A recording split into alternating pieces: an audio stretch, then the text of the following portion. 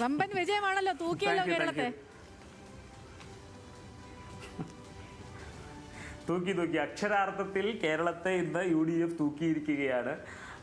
വേറെ ഞാൻ പറഞ്ഞില്ലേ, അതായത് കൂടുതൽ ഇൻട്രൊഡക്ഷൻ്റെ ഒന്നും ആവശ്യമില്ല. നമുക്ക് എല്ലാവർക്കും അറിയുന്ന പോലെ ഇന്നത്തെ റിസൾട്ട്, അതായത് ഹാർഡ് വർക്കിന് റിസൾട്ട് ഉണ്ടാകും എന്നുള്ള വലിയ ഒരു എന്താ പറയുക, വലിയൊരു മോട്ടീവാണ് ഇന്നത്തെ റിസൾട്ട്. ഇന്നത്തെ റിസൾട്ട് അക്ഷരാർത്ഥത്തിൽ UDF തൂക്കിയിരിക്കുന്നു. അക്ഷരാർത്ഥത്തിൽ ഞങ്ങളുടെ നേതാക്കന്മാർ KC വേണുഗോപാൽ ഉൾപ്പെടെയുള്ള ഞങ്ങളുടെ എല്ലാ നേതാക്കന്മാരും പറഞ്ഞതുപോലെ 100-ലധികം സീറ്റുമായി സെഞ്ചുറി അടിച്ചുകൊണ്ട് വലിയ കോൺഫിഡൻസോടെ ഞങ്ങളുടെ ലീഡർഷിപ്പ് ഞങ്ങളുടെ താഴെക്കിടയിലുള്ള ആളുകൾക്ക് പകർന്നു നൽകിയ കോൺഫിഡൻസ് ഇന്ന് അക്ഷരാർത്ഥത്തിൽ ശരിയായിരിക്കുകയാണ്. 100-ലധികം സീറ്റുമായി കോൺഗ്രസ് അധികാരത്തിൽ, UDF അധികാരത്തിലേക്ക് വന്നിരിക്കുകയാണ്. ഒരു കാര്യം കൂടെ പറയാം, സംസ്ഥാന കമ്മിറ്റിയൊക്കെ ചേർന്ന് അവലോകനം നടത്തുമെന്നാണ് അവിടെ ഇരുന്ന് വസീഫ് പറഞ്ഞു. ഇനിയിപ്പോൾ വസീഫിന് കാര്യങ്ങൾ എളുപ്പമായി. ഈ സംസ്ഥാന കമ്മിറ്റിയും കണ്ണൂർ ജില്ലാ കമ്മിറ്റിയും അവിടുത്തെ ഏരിയ കമ്മിറ്റിയും സംസ്ഥാന കമ്മിറ്റിയും പോളിറ്റ് ബ്യൂറോ ഒക്കെ ഇനി കണ്ണൂർ തന്നെ ഇരുന്ന് കൂടിയാൽ മതി. അപ്പോൾ അതുകൊണ്ട് ഇപ്പോൾ കാര്യങ്ങൾ എളുപ്പമായിരിക്കും. വസീഫ് ഒന്ന് കണ്ണൂർ കൂടി എല്ലാവരും കൂടി ഇരുന്ന് തീരുമാനിച്ചാൽ മതി. ഇനി താത്വിക അവലോകനത്തിന്റെ ഫലമായിട്ട് UDF ജയിച്ചു, LDFന് തോൽവി സമ്മതിക്കാനായിട്ട് MV ഗോവിന്ദന് കുറച്ച് മടിയുണ്ടാവും. MV ഗോവിന്ദ മാസ്റ്റർ പറയുമായിരിക്കും താത്വിക അവലോകനത്തിന്റെ ഫലമായിട്ട് ചിലപ്പോൾ UDF ജയിച്ചതാണ്, അല്ലാതെ LDF തോറ്റതല്ല എന്നായിരിക്കും മിക്കവാറും MV ഗോവിന്ദന്റെ മറുപടി എന്ന് നമുക്ക് എല്ലാവർക്കും. പിന്നെ വലിയ പ്രതിസന്ധി വന്നപ്പോൾ പിണറായി വിജയൻ കേരളത്തിലെ കൈപിടിച്ചുയർത്തി നവകേരളം ഉണ്ടാക്കി 100-ൽ 80 മാർക്കിടാൻ പറ്റിയ മുഖ്യമന്ത്രിയാണ് കേരളത്തിലെ ഒരു ഗവൺമെന്റ് ആയിരുന്നു എന്ന് വസീഫ് പറയണ്ടേ. പ്രതിസന്ധി വന്നപ്പോൾ കേരളത്തെ കൈപിടിച്ചുയർത്തി അല്ല ചെയ്തത്, പക്ഷേ മറിച്ച് പ്രതിസന്ധി വന്നപ്പോൾ കേരളത്തെ അക്ഷരാർത്ഥത്തിൽ കൊള്ളയടിക്കുകയാണ് ചെയ്തത്. പ്രതിസന്ധി വന്നപ്പോൾ ഊരാലുകളിനെ വെച്ചുകൊണ്ട് കേരളത്തെ കൊള്ളയടിച്ച ഒരു സർക്കാരിന് ജനം മറുപടി കൊടുത്തതാണ് ഇന്ന് നമ്മൾ എല്ലാവരും കണ്ടത്. വലിയ പ്രതിസന്ധി, സാധാരണക്കാരായ മനുഷ്യർക്ക് നാട്ടിൽ ജീവിക്കാൻ പറ്റാത്ത രീതിയിലേക്കുള്ള പ്രതിസന്ധി ഉണ്ടാക്കി കൊടുത്തതിന് ജനം ഇന്ന് മറുപടി കൊടുത്തതാണ് നമ്മൾ ഓരോരുത്തരും കണ്ടത്.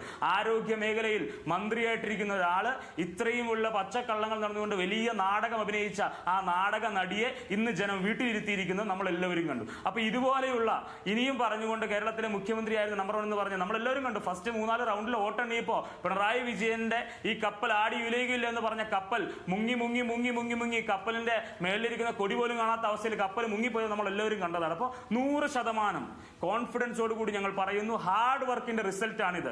10 വർഷം ഞങ്ങൾ പ്രതിപക്ഷത്തിരുന്നവരാണ്. ഇത്തവണത്തെ റിസൾട്ട് ഹാർഡ് വർക്കിന്റെ റിസൾട്ടാണ്. ബൂത്ത് തലം മുതലുള്ള സാധാരണക്കാരായ ഇന്ത്യൻ നാഷണൽ കോൺഗ്രസിന്റെയും UDFന്റെയും പ്രവർത്തകരുടെ റിസൾട്ടിന്റെ, അതായത് അവരുടെ പണിയെടുത്തതിന്റെ, അവരുടെ ഹാർഡ് വർക്കിന്റെ റിസൾട്ടാണ് ഇന്ന് ഞങ്ങൾക്ക് കിട്ടിയിരിക്കുന്ന ഈ വലിയ വിജയം. നിശ്ചയമായി ഇപ്പം വിദ്യാ ബാലകൃഷ്ണന്റെ ഒക്കെ വിജയം അതിന് ഉദാഹരണമാണ് ശരി ബേസിൽ. കാരണം ഈ VD സതീശൻ വേണമെങ്കിൽ വനവാസത്തിന് പൊക്കോട്ടെ എന്ന് പറഞ്ഞ ആളിനെ വനവാസത്തിലേക്ക് അയച്ചുള്ള ഒരു വിജയമാണ്. മാത്രമല്ല ഇപ്പോൾ പല ഇടങ്ങളിലും പല മണ്ഡലങ്ങളും നമ്മൾ എടുത്തു നോക്കിയപ്പോൾ തിരുവമ്പാടിയിലെ വിജയമാണെങ്കിലും വിദ്യാ ബാലകൃഷ്ണന്റെ മാത്രമല്ല, നിങ്ങൾ CPM എന്നും ചെറുപ്പക്കാർക്ക് വലിയ പ്രാതിനിധ്യം കൊടുക്കുന്ന, അല്ലെങ്കിൽ യുവാക്കളുടെ വലിയ നിരയുണ്ടാക്കുന്നതിൽ CPM വലിയ പങ്ക് വഹിച്ചിട്ടുണ്ടെന്ന് പറഞ്ഞപ്പോൾ ജയിക്കിന് സീറ്റ് ഉണ്ടായിരുന്നോ? ചിന്താ ജെറോമിന് സീറ്റ് കൊടുത്തോ? ശിവപ്രസാദിന് സീറ്റ് കൊടുത്തോ? വസീഫിന് സീറ്റ് ഉണ്ടായിരുന്നോ?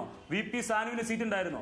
കോൺഗ്രസ് എന്താ ചെയ്തേ? UDF എന്താ ചെയ്തേ? കൊടുങ്ങല്ലൂർ OJ ജനീഷ്, യൂത്ത് കോൺഗ്രസിന്റെ സംസ്ഥാന അധ്യക്ഷൻ കൊടുങ്ങല്ലൂർ OJ ജനീഷ് മുതൽ, വടക്കാഞ്ചേരിയിലെ വൈശാഖ് നാരായണസ്വാമി മുതൽ, എലത്തൂർ വിദ്യാ ബാലകൃഷ്ണൻ മുതൽ, ആറന്മുളയിലെ അബിൻ വർക്കി മുതൽ, പാലോട് സുധീർ ഷപ്പാലോട് മുതൽ, KSUവിന്റെ ജില്ലാ പ്രസിഡന്റ് ആയിരിക്കുന്ന 2 പേര്, ഒന്ന് VT സൂരജ്, ബാലുശ്ശേരി, ചെങ്കോട്ടയാണ് ഞങ്ങളുടെ എന്ന് പറഞ്ഞ ബാലുശ്ശേരിയിൽ ത്രിവർണ്ണ പതാക പാറിപ്പിച്ച VT സൂരജ് ഉൾപ്പെടെ ആലപ്പുഴയുടെ മണ്ണില് ഇവരുടെ 1-ാം നമ്പർ മന്ത്രിയായിട്ട് ഒരു വിശേഷിപ്പിച്ച ചിത്രനെ തന്നെ വീട്ടിലിരുത്തിയ ഞങ്ങളുടെ AD തോമസ് ഉൾപ്പെടെ ഫാത്തിമ തഹ്ലിയുടെ വിജയം ഞങ്ങൾക്ക് എല്ലാവർക്കും അഭിമാനമുണ്ട്. ഫാത്തിമ തഹ്ലിയുടെ വിജയം, PK നവാസിന്റെ വിജയം. അപ്പൊ ഇങ്ങനെ ഒരു ടീം, ഒരു യൂത്ത് ടീമിനെ ഒരു 2-ാം നിരയെ കൊണ്ടുവരുന്ന കാര്യത്തിൽ ഇത്തവണ UDF ലീഡർഷിപ്പ് എടുത്ത ഇനീഷ്യേറ്റീവ്, അത് കാണാതെ പോകരുന്നേ, ആ UDF എടുത്ത ഇനീഷ്യേറ്റീവ്. അപ്പോൾ യുവാക്കൾക്ക് പ്രാതിനിധ്യം കൊടുക്കുന്ന കാര്യത്തിൽ ഞങ്ങൾ 100% ആത്മാർത്ഥമായി പറയുന്നു. ഈ പാർട്ടിയിൽ, ഈ പ്രസ്ഥാനത്തിൽ UDFൽ പ്രവർത്തിക്കാൻ വേണ്ടി കടന്നു വരുന്ന യുവാക്കൾക്കൊക്കെ ആർജവുമായിട്ടുള്ള കഴിവുള്ള യുവാക്കളെ സെലക്ട് ചെയ്ത് അവരെ കൃത്യമായിട്ട് പ്ലേസ് ചെയ്യാൻ വേണ്ടിയിട്ട് കോൺഗ്രസ് ലീഡർഷിപ്പ് എടുത്ത ഇനീഷ്യേറ്റീവ് കാണാതെ പോകരുത്. UDF ലീഡർഷിപ്പ് എടുത്ത ഇനീഷ്യേറ്റീവ് നമ്മൾ കാണാതെ പോകരുത്.